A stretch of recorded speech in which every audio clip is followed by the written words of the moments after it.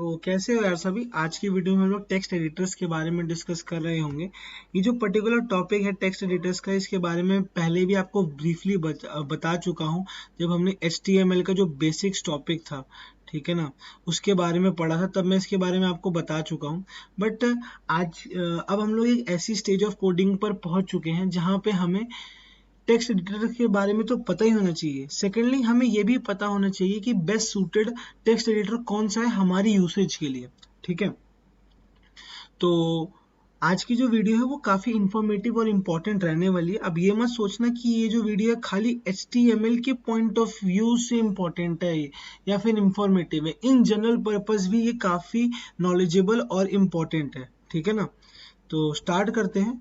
सबसे पहले तो यार हमें ये पता होना चाहिए कि टेक्स्ट एडिटर होता क्या है, ठीक है। तो एक टेक्स्ट एडिटर एक सिंपल टूल है जिससे हम लोग प्लेन टेक्स्ट फाइल्स क्रिएट करते हैं या फिर उसको रिवाइज करते हैं। रिवाइज करने का मतलब उसमें चेंजेस लेकर आते हैं, ठीक है।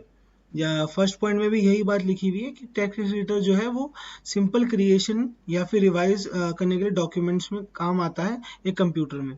सेकेंडली जो मेरे पास टेक्स्ट एडिटर होता है ये सिंपल प्लेन टेक्स्ट फाइल्स को ही एडिट कर सकता है, ठीक है ना। कॉम्प्लेक्स फाइल्स को नहीं कर सकता। कॉम्प्लेक्स फाइल जैसे कि हमारे पास MS वर्ड है, तो MS वर्ड भी एक टेक्स्ट एडिटर के जैसा ही होता है, बट वो टेक्स्ट एडिटर नहीं है। आप उसको कह सकते हो वो एक advanced version of text editor है, ठीक है ना। एक टेक्स्ट एडिटर के पास इतने सारे फीचर्स नहीं होते जितने माइक्रोसॉफ्ट वर्ड के पास हैं। माइक्रोसॉफ्ट वर्ड में जैसे कि आप देख सकते हो हमारे पास थीम्स होती हैं, टेम्पलेट्स होती हैं और भी बड़े सारे प्री डिफाइंड फीचर्स होते हैं। यहाँ पे एक नॉर्मल आपको जो टेक्स्ट एडिटर है इतने फीचर्स नहीं देखने को मिलते। एक जो टेक्स्ट एडिटर है उसमें आप क्या क्या काम कर सकते हो, सवाल तो फिर यही बनता है। उसमें आप cut, copy, paste, undo, redo, बस यही सब कर सकते हो अपने टेक्स्ट को लेके। वहाँ पे जो क्या कहते हैं वो होता है प्री डिफाइंड फॉर्मेटिंग, वो अवेलेबल नहीं होती है एडिटर्स में, ठीक है ना। ये जो थर्ड पॉइंट है ये इस चीज को वो कर रहा है, तो ये काफी इंपॉर्टेंट पॉइंट है। ये एक one of the most important point यहाँ पे इस वजह से बन जाता है क्योंकि कभी कभार पूछ लिया जाता है कि बताओ यार MS वर्ड और एक नॉर्मल टेक्स्ट एडिटर के बीच में डिफरेंस क्या है। तो ये जो थर्ड पॉइंट है ये कहीं ना कहीं उसके लिए उसका रीजन आपको प्रोवाइड कर रहा है। लास्टली अगर मैं बात करूँ, जो टेक्स्ट एडिटर है वो एक एडिशनल फीचर्स के साथ आते हैं। हम लोग उसको प्रोग्रामिंग पर्पसेस के लिए भी यूज कर सकते हैं। अब ये पहले से इंक्लूड आते हैं हमारी क्या कहते हैं प्रोग्रामिंग लैंग्वेजेस के साथ, जैसे कि CSS, PHP, HTML, जावास्क्रिप्ट और भी बड़ी सारी अदर लैंग्वेजेस के साथ, ठीक है ना। अब हम लोग अभी तो यार नोटपैड यूज करते हैं। नोटपैड में हमें कोई ऐसा कोई सिंटेक्स देखने को नहीं मिलता कि प्री डिफाइंड सिंटेक्स। हम लोग बस जो फाइल की जो एक्सटेंशन होती है उसकी मदद से बताते हैं कंप्यूटर को कि हाँ ये HTML फाइल है, ये CSS फाइल है। बट नोट प्लस प्लस उसमें हमारे पास ऑप्शन भी होता है कि हम लोग सिंटेक्स चूज कर लें और फिर अपनी कोडिंग करें, ठीक है ना। तो वहाँ पे ये सब लैंग्वेजेस मेंशन होती हैं। But notepad plus plus notepad का ही एक आगे फर्दर वर्जन है या फिर कह सकते हो उसमें थोड़ी सी एडवांसमेंट करके उसी को बनाया गया है। दोनों में ऐसे कोई फर्क नहीं है, इसके बारे भी मैंने डिस्कस कर रखा है पहले, ठीक है। जिनको नहीं पता है इनके दोनों के बीच में क्या डिफरेंस है तो वो एक बार मेरी प्रीवियस वीडियो जाके देख लें HTML बेसिक्स की, उनको क्लियर हो जाएगा, ठीक है। नेक्स्ट जो चीज़ आती है, अभी तक जैसे कि मैंने आपको बताया, अभी तक हमने नोटपैड में हम लोग अभी काम कर रहे थे, ठीक है। अभी हमने जितनी भी टैग्स हैं HTML में वो हमने नोटपैड में लिखी।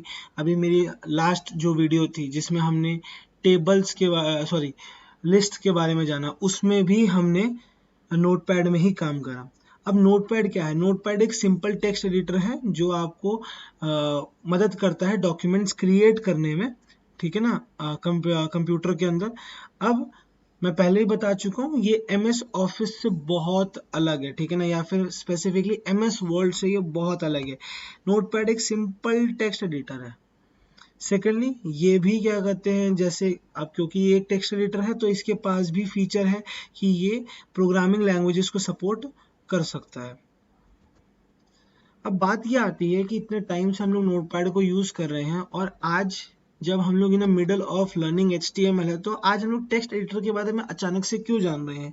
क्योंकि हम जो नोटपैड है वो कहीं ना कहीं अपने उसके कुछ प्रोज भी हैं, उसके कुछ कॉन्स भी हैं, ठीक है।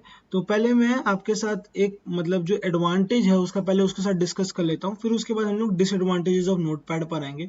तो एडवांटेज क्या है नोटपैड का, वो ये है कि यार पहले से ही प्री इंस्टॉल्ड आता है, ठीक है, आपको अलग से इंस्टॉल नहीं करना पड़ेगा। सेकेंडली जो सेकंड पॉइंट यहाँ पे बनता है एडवांटेज में नोटपैड का, वो ये है कि यार जो नोटपैड है वो काफ़ी सिंपल है और कोई जो एकदम न्यू टू द प्रोग्रामिंग है वो भी उसको यूज़ कर सकता है, ठीक है। बाकी जो टेक्स्ट एडिटर्स हैं वो उसके लिए फिर भी थोड़े कॉम्प्लेक्स हो सकते हैं, बट नोटपैड कहीं ना कहीं थोड़ा सा ज़्यादा आसान हो जाता है। बट इसके अपने कॉन्स भी हैं। अब डिसएडवांटेजेस क्या है नोटपैड के, उसको देख लेते हैं। अब क्या है, जब भी हम कोडिंग कर रहे होते हैं, जैसे अगर बहुत से जो बच्चे नए हैं यहाँ पे कोडिंग के लिए, क्योंकि जनरली यार ये चीज़ ऑब्जर्व करी गई है कि सब लोग पहले फ्रंट एंड सीखते हैं, बाद में बैक एंड पे जाते हैं, क्योंकि फ्रंट एंड थोड़ा सा इजी होता है, तो वो लोग अपना थोड़ा सा अपना कंफर्ट जोन क्रिएट कर रहे होते हैं टुवर्ड्स कोडिंग।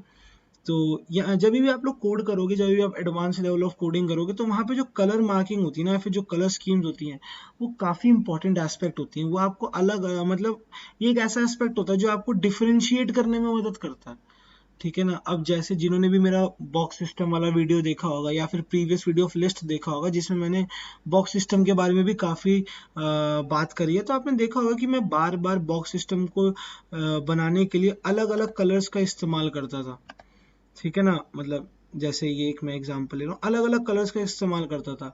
अब ये अलग अलग कलर्स की मदद से क्या होता था, एक जो अंडरस्टैंडिंग लेवल है वो एक अच्छी हो जाती थी। सेम सेट ऑफ स्कीम्स जो है वो हमारे टेक्स्ट एडिटर्स भी यूज करते हैं अलग अलग क्लासेस को अलग अलग से दिखाने के लिए, ठीक है। बट क्या है, नोटपैड में अगर आप कलर मार्किंग्स लगा भी दोगे तो वो इतनी अनप्रिडिक्टेबल है कि इतना हेल्पफुल फीचर भी एक अनयूजेबल फीचर में कन्वर्ट हो जाता है। मतलब यहाँ पे उस मतलब फीचर तो दे दिया, नो डाउट, इतने टाइम बाद उसमें फीचर तो एनरोल कर दिया, बट वो आज भी इतना बेकार तरीके से चलता है कि उसकी यूजेज बिल्कुल ही घटिया है। सेकेंडली जो नोटपैड है उसमें वो जो बहुत बड़ी फाइल्स हैं उनको हैंडल नहीं कर सकता। अगर आपके पास बहुत लार्ज वॉल्यूम ऑफ डेटा है तो उसको ये हैंडल अप नहीं कर सकता, ठीक है ना। फिर वहाँ पे ये क्या करता है, थोड़ी सी लैग आपको देखने को मिलती है। जैसे स्पेसिफिकली अब ये 50 MB के करीब जनरली क्या कहते हैं, ये लैगिंग करना शो कर देता है, ठीक है ना। विद टाइम हो सकता है इसकी कंपैटिबिलिटी बढ़ जाए, बट जिस टाइम पे मैं वीडियो बना रहा हूँ उस टाइम पे 50 MB तक के यूजुअली ये लैग करना शुरू कर देता है, ठीक है। और लास्टली अब जब इतना बड़ा डेटा है ना, तो उसके कॉपी पेस्ट में भी दिक्कत आती है। अब जैसे फॉर एग्जांपल आप कोई भी डेटा लो, ठीक है, उसको वहां से कॉपी करो, ठीक है, आप उसको कॉपी करो और नोटपैड में जाके आप उसको, जो नोटपैड है उसके अंदर जाके आप उसको पेस्ट करो, तो आपको देखने को मिलेगा जैसे ये एक पैराग्राफ था ना यहाँ पे, तो वो क्या होगा, वो एक सिंगल सेट ऑफ लाइन में रिप्रेजेंट हो रहा होगा आपके नोटपैड में। मतलब इंडेंटेशन की तो ऐसी की तैसी हो जाती है वहां पे, बिल्कुल मतलब एक ही लाइन में सारी चीजें रिप्रेजेंट हो रही होगी।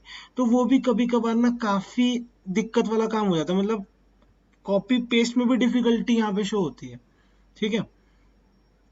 तो बात आती है इसका सोल्यूशन क्या है। इसके सोल्यूशन के लिए अब हम लोग एक नया टेक्स्ट एडिटर यूज करने वाले हैं जो है सबलाइम टेक्स्ट एडिटर, ठीक है।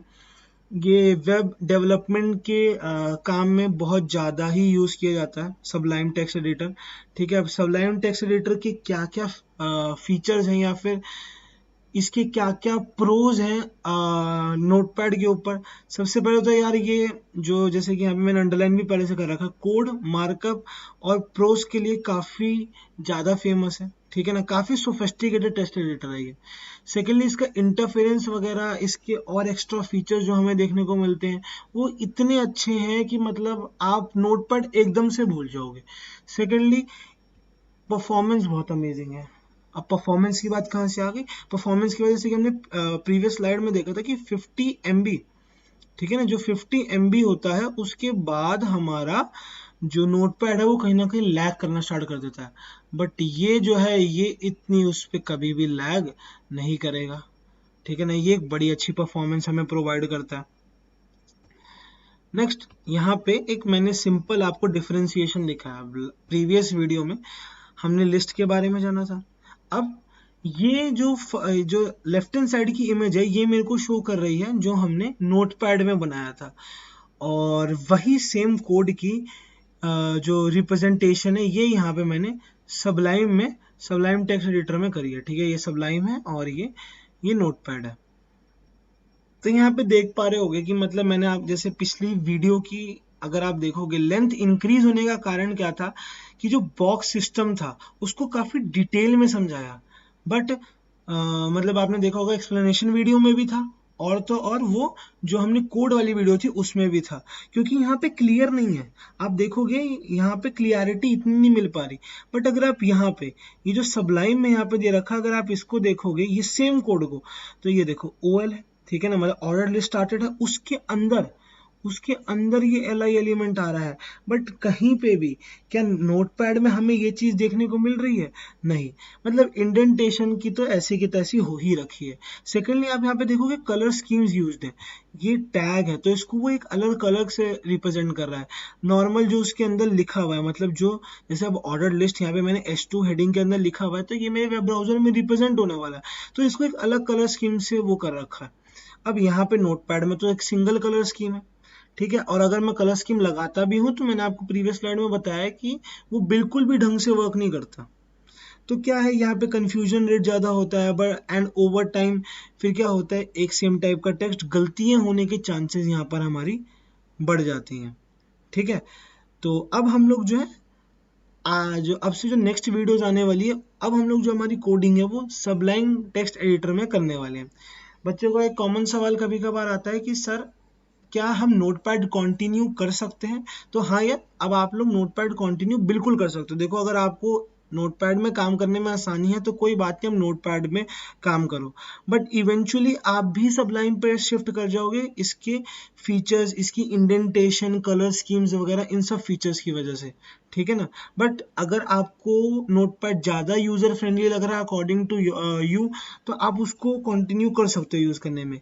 कोड में कहीं पे भी कोई फर्क नहीं आएगा, जैसे कि आप देख पाओगे जो चीज यहाँ पे लिखी है वो सेम चीज यहाँ पे लिखी हुई है, ठीक है ना। एक कोड को मैं मतलब सेम कोड को सबसे पहले मैंने नोटपैड में खोला, फिर उसी को मैंने सबलाइम में खोल दिया, तो ऐसा कोई डिफरेंस नहीं आया, ठीक है। जो इसकी नेक्स्ट वीडियो आने वाली है उसमें हम देखेंगे कि सबलाइम को डाउनलोड कैसे करना है और उसमें जो एक्स्ट्रा फीचर्स है उनको भी कैसे ऐड करना है, ठीक है। तो आज की वीडियो यहीं पे एंड करते हैं। अगर वीडियो अच्छी लगी हो तो लाइक करना, अपने दोस्तों के साथ शेयर करो और चैनल को सब्सक्राइब करो यार अगर कंटेंट पसंद आ रहा है तो। Thank you.